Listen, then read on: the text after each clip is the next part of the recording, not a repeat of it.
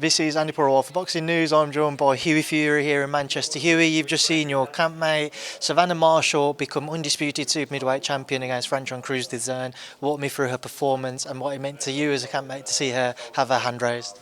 Over the moon for Savannah. Listen, she's worked very hard in camp. She's obviously fought a lot of demons as well, coming back off a loss. And coming back, she's had to train hard.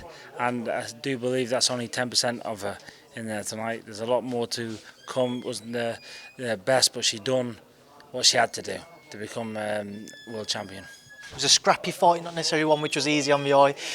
When you're in there and you're in the ring as a fighter yourself, how difficult can it be to stick to the game plan and believe that it will come to fruition? And obviously in the end for her it did. I didn't think she had a problem, and it was messy. She made it messy, the girl.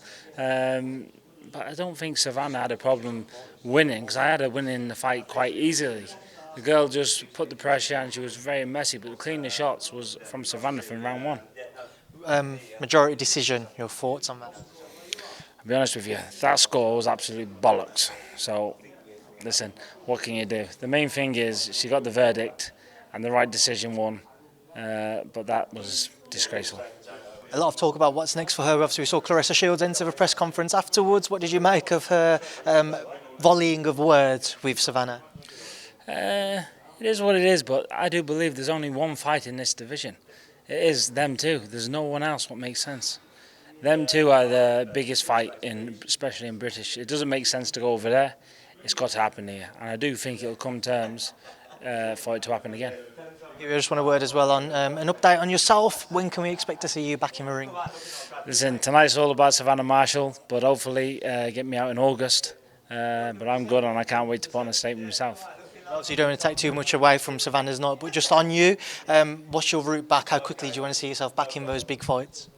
I want to get back as quick as possible. Obviously, my dad wants me to have a couple just to blow off the cobwebs. I've been at the ring now for 2 years, so he wants me to have a couple and then straight back in. But I just can't wait now. I've done all my prepping now and just can't wait to get straight back in the ring, get straight to the top and get these fights in. Just one name I want to throw at you is one which I saw you was asked about earlier in the week, Anthony Joshua. I know you've spoken about a potential fight with him in the past. The version we've seen most recently of him against Jermaine Franklin, if you were to step into the ring with him after maybe a couple of fights back yourself, how do you think that fight would go? How do you feel you'd fare against that version? Absolutely strong. I don't think he's the same fighter. I do think he is a big stiff and robotic, throwing 1-2 shots. As soon as you get into deep waters, he's finished. And I do believe that fight there I'll win. And I'll win it in fashion. So it's okay doing the talking and saying all these things. You've got to back it up. And this is one thing I am going to do.